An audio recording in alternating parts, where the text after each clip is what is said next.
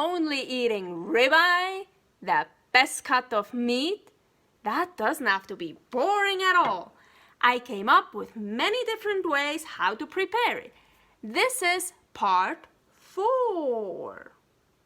In this part, roast carnivore jelly, roast slices with carnivore jelly, and rolls with ribeye sauce.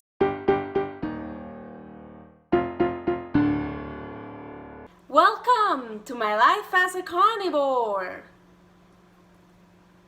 For 30 days, I was only consuming ribeye, salt, and water. I wanted to get a little bit creative, and I tried out many different ways to prepare ribeye. Of course, you could do all those ways also with a different kind of steak. So let's see what I came up with. I apologize, I didn't film how I made this delicious ribeye roast, but it's basically, you just make it like any other roast. So I seared it in the pan first, and then I put it in the oven by 350 Fahrenheit, and I left it in for about 40 minutes. It so depends how thick your roast is and how well you want it done. I like my meat pretty rare. This roast was delicious, so it was still very pink in the middle, as you can see. And I got a lot of juice, and with the juice, I made something delicious. So I don't have a ribeye roast right now, or ribeye steak, so I'm just going to show you here with the tri-tip how I'm making my carnivore jelly. And yes, I like my tri-tip very bloody. So basically it's very easy. My carnivore jelly I just made from meat juice, and of course it depends how long you make your meat, of the color of the meat juice. And this is really nice, a bright red, what I really like, because then it really looks like a raspberry jelly or something like that. It looks so beautiful then on meat or eggs or whatever carnivore food you want to put it on.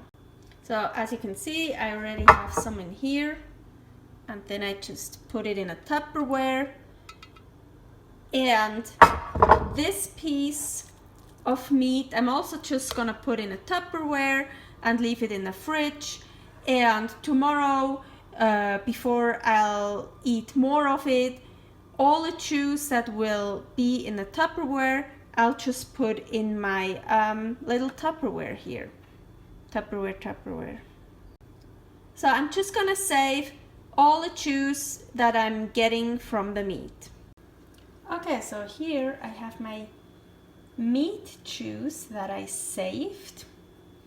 It's not much, sometimes I have a lot more, sometimes just a little bit. And now I'm just gonna mix some gelatin in it. I have here grass-fed beef gelatin. I only put a little bit gelatin in here. I have hot water, just a tiny bit, just to dissolve it.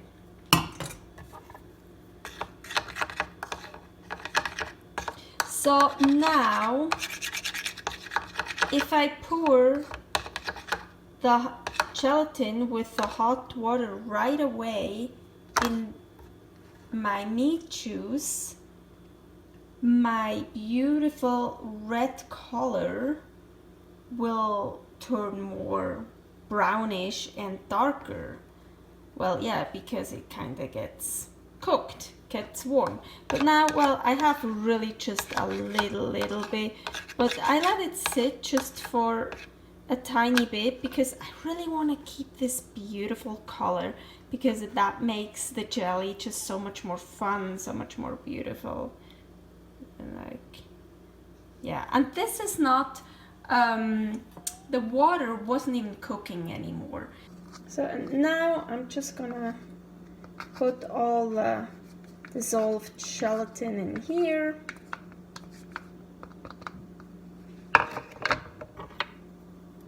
Mix it well.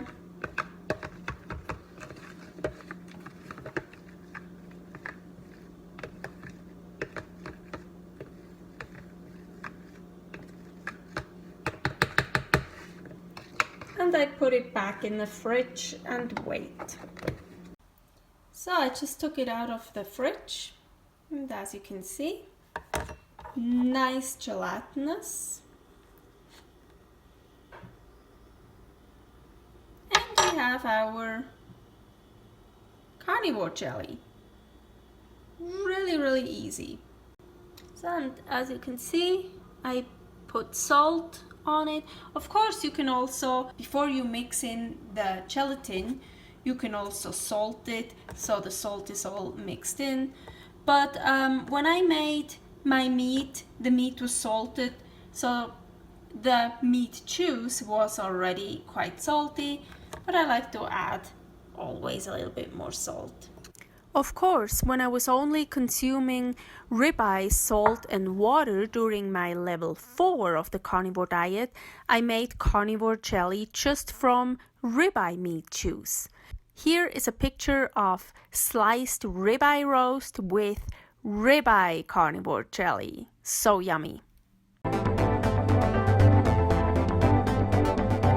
So here's another different way how to prepare ribeye, so you have a little bit of a change if you're only eating ribeye and salt.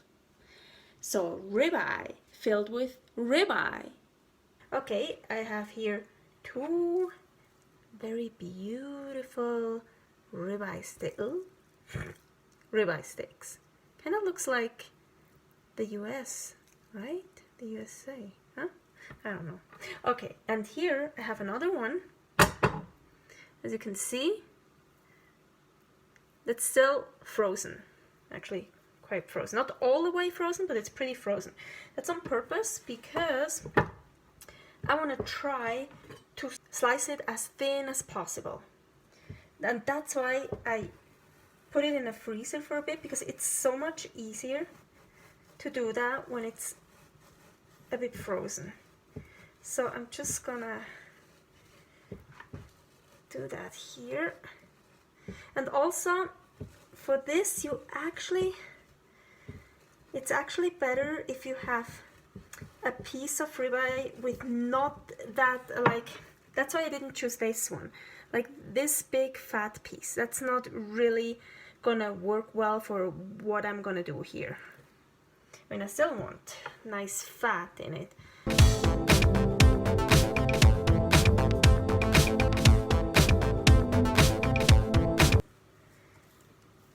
Ooh, can they split here apart? But ooh, this is kind of nicely thin. We can work with this. Another one should work. A little bit of a hole here. So with the other steak that's not frozen, I'm just gonna cut some stripes, basically.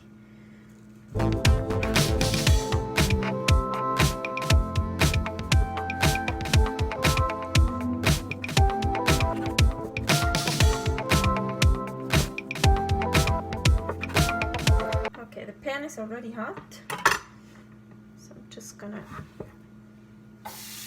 yeah, so just like some stripes.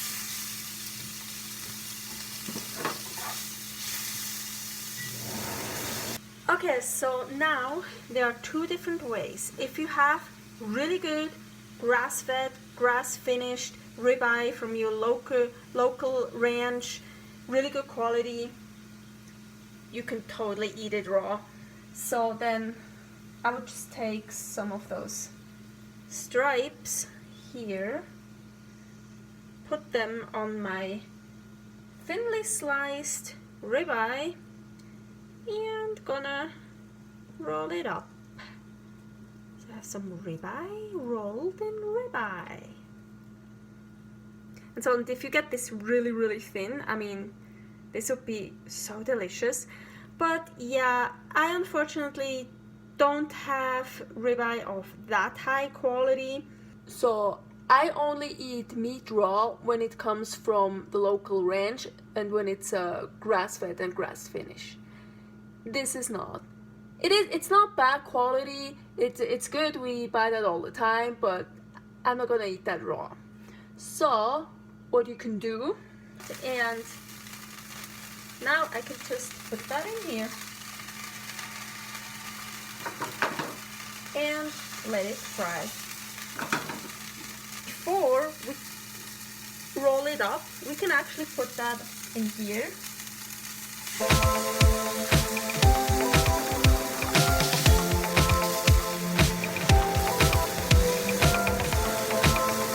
I don't want to cook it too long, so, and yes, I have baker's hands. I can touch really hot stuff. So, well, of course it shrunk a little bit, but it'll still work. Let's get some pieces here. Like, ooh, like nice fat piece. Aha. So, and roll this up. So I know it's just ribeye. It's like a lot of people say, why go through all that work? It's just ribeye. It tastes the same. No, it doesn't. It is different. It's different for your teeth. It's different for your taste buds. It's different to look at. It is different.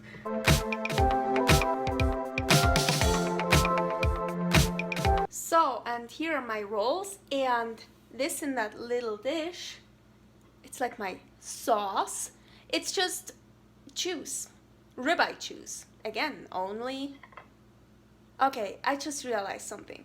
I forgot the salt. I forgot to add salt. Okay, now everything I just showed you, add salt everywhere.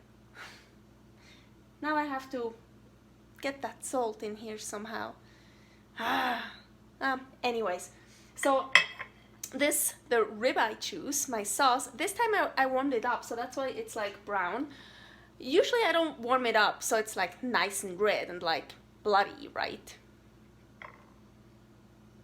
So especially when I make a roast, then you have a lot of fat and juice on the bottom of the pan that was in the oven. I'm not doing well with rendered fat, so I can't use the fat, but I keep the juice. And I keep it in a Tupperware in my fridge. It stays good for several days. And then I just take it out with when I eat parts of the roast or even other meats. And then it's my sauce. If you like what you see, subscribe. If not, just click me away. I'm gonna have some ribeye now.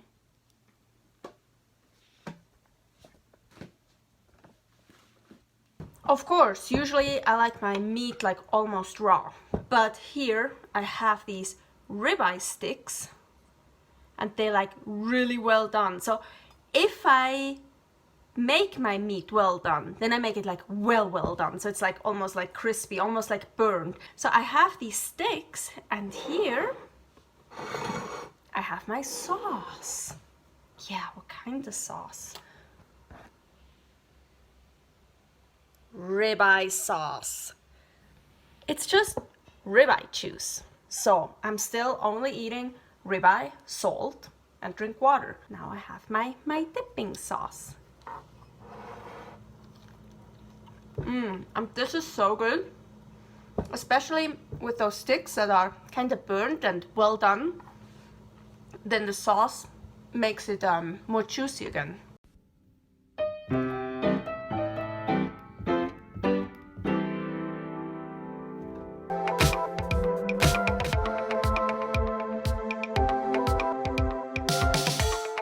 The pieces I cut very thinly but kind of broke, couldn't use to make rolls. I just put it in a pan and fried it very well. I like that.